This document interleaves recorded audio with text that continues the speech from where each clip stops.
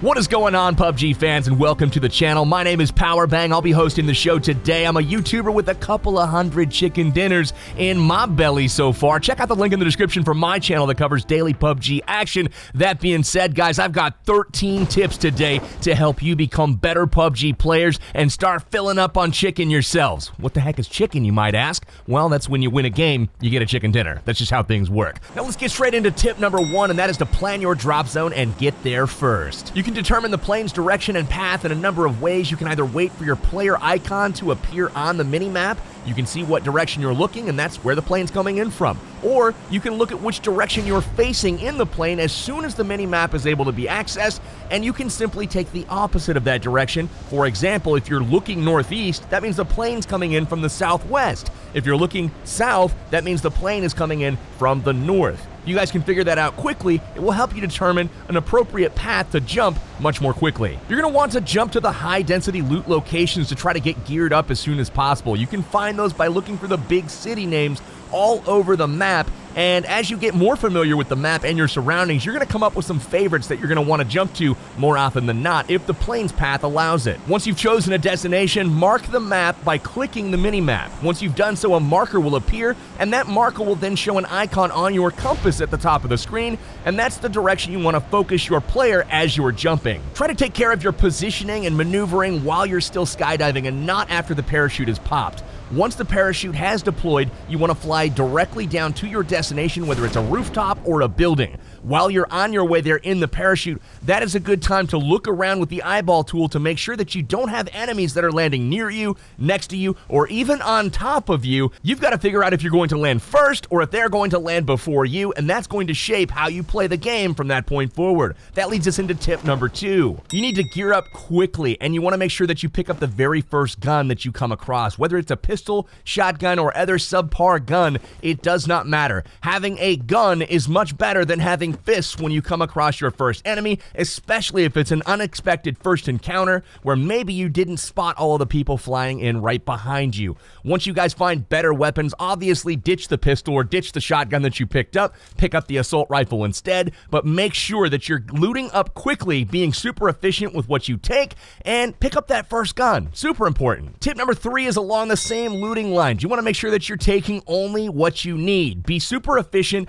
Don't take ammo and attachments for guns that you don't even have, or don't keep the ammunition or attachment from guns that you have dropped in favor of others. If you drop and pick up a shotgun and a choke and all kinds of 12-gauge shells, you want to make sure that you ditch those once you pick up an assault rifle to replace the shotgun. The attachments and the ammo will not clear out of your inventory, and that inventory space is valuable for other things such as boosts or medkits. You want to make sure that you have the space available for the items that are actually going to benefit you. Now, once you've dropped, cleared your immediate area, looted up a little bit, and you're starting to get ready to actually defend yourself or even fight, you want to take note of tip number 4, and that is to pay attention to the safe zone. Open up your mini-map, check the white circle, and if you are outside of that first white circle, you know that you need to move to get to it before that first timer counts down that's right below your mini-map and the safe zone starts to collapse. If it collapses and you're outside of it and you're in the blue zone, you will start to take periodic damage, which is not super helpful if you're trying to win the game.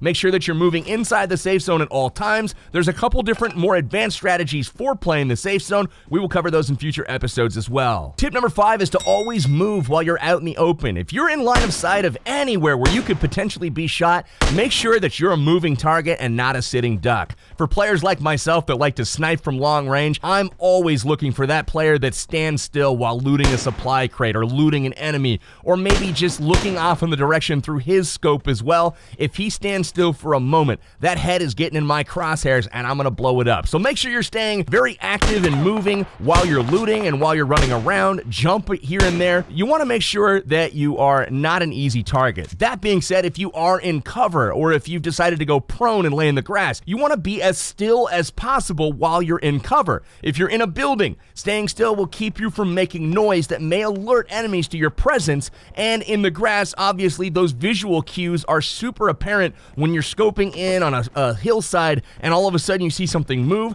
That'll cause an enemy to look in closer to your area and ultimately find you and kill you. Tip number 6 is to use the eyeball tool. Just like you did when you were dropping in with your parachute, it's super helpful when you're running around the map as well. Once you've determined where you're trying to run or drive, you want to look around with the eyeball tool so you can do a couple of things. You can scan the area to see if there are any potential threats watching you, and you can also sneak up on people by looking at them, planning your attack, and they don't ever know that you actually see them. So use that to your advantage. Make sure to use the eyeball tool as you're driving around. Don't just tunnel vision on a target or an enemy or a destination, and forget to check your flanks. Now, eventually footsteps and gunshots and cars driving by are going to start to fill up the battlefield. You're going to hear sounds. And tip number 7 is to use these audio cues to locate nearby enemies. This is absolutely imperative, and probably about 90% of tracking enemies, their location, comes from audio and not visual cues. Not joking here, guys. Having a stereo headset or earbuds is crucial to your success in this game. Highly recommend that you grab that audio for tracking and locating your enemies. To do this using audio alone, you want to focus your player's crosshair on the direction where you think the sound is coming from. Make sure the gunshots or the footsteps or the car sounds, that the audio is balanced from a volume perspective in your left and your right ears. You want to make sure that it sounds the exact same loudness, and once you've done that, you're going to be looking pretty much right at where the sound originated from. Now, the volume of the shots, of the footsteps, that is going to tell you how close the target is, whether it's super far away or if it's right next to you. Tip number 8 expands upon the same process of tracking and locating your enemies when there are audio cues going off in the game. If you hear gunshots, put your crosshair where you think they're coming from, but immediately put your eyeballs, your visuals, on the mini-map. Look at the mini-map, and there's going to be an orange radar blip that pops up on that mini-map, and that is going to tell you the general direction of where those shots came from. Now, if you can combine your hearing and your seeing so that both of these senses are telling you the same direction, there's a great chance that you're going to find your enemy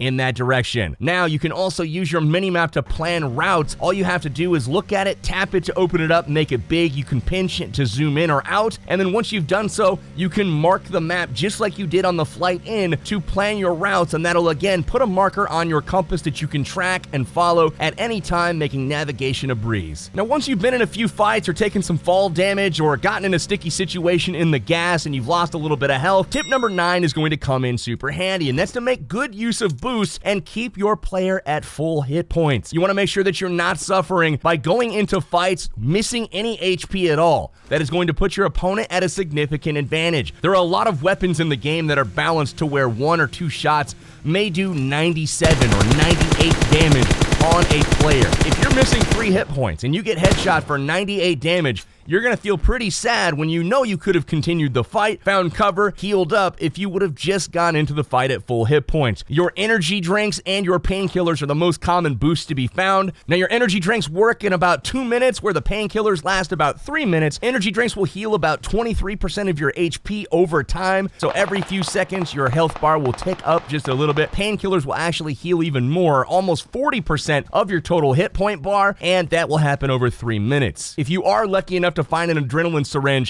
syringes will fill up your boost bar to 100%, and that will heal over 80% of your health bar over 5 minutes. Adrenaline syringes can only be found in supply drop crates, so it's more often than not you're going to be using the energy drinks and the painkillers. Make sure you loot these items as often as you can. They're uncommon, not rare, but you always want to have a plentiful supply of boosts on your persons at all times. Tip number 10 is to use the supply drop crates to your advantage. You can do this by looting them for some of the best weapons, armor, scopes in the game, or you can use them as bait. If you're able to get to a crate first, loot it, and get a little bit away from it, you can continue to watch the crate as other players in cars and vehicles and even on foot will surely approach it to see what was in the crate, and you can shoot them dead pretty easily. Or if you come up onto a crate late and it's been down for a while, you know that there's probably people in the area. You can come up on full alert and make sure that you're able to pick these guys off as they're trying to escape that danger zone of around the crate. Tip number 11 is to make use of the prone stance on your own terms. terms. This means that prone is a very valuable way to hide your person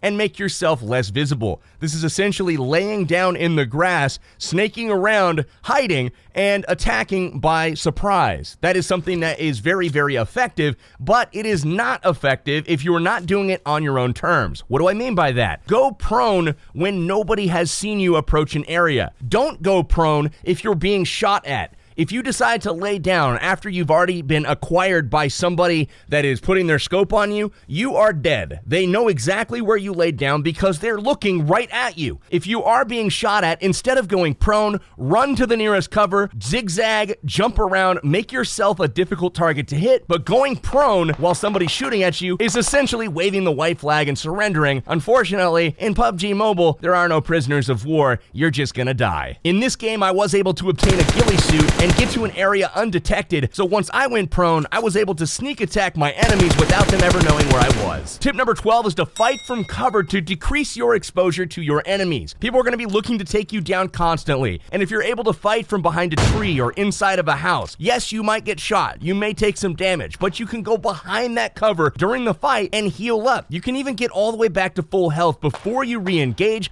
That makes you a very difficult target to take down. On the contrary, if you're standing in the middle of the open, you're stuck either running around as a free target essentially or going prone, and as we said in the last tip, you're just gonna get shot and killed. Fight from cover, use houses, use trees, use rocks, use embankments on terrain, use all of these things to your advantage. Don't fight from the open. Tip number 13 and our last tip for today's video is to engage in battle on your terms when victory is likely, if not assured. You wanna make sure that when you're fighting your opponents that you have their head or their chest in your sights and you've got a real good feeling about picking up a kill. You don't want to give away your position by firing before you're ready to get that kill, letting them know where you are, allowing them the ability to reposition, to get cover themselves, to heal up so they can re-engage you. Make sure that you fire when you see them, and don't be pressured into entering a fight, especially if you think the enemy's fishing for your location and they don't exactly know where you are. So as you're going to see at the end of this game, my opponent, I know exactly where he is because I saw him earlier, and he thinks he knows where I am based off of sound, but unfortunately I'm wearing a ghillie suit. He is wrong, he never sees me, and I'm not baited into the fight. When he finally shows himself from around the tree,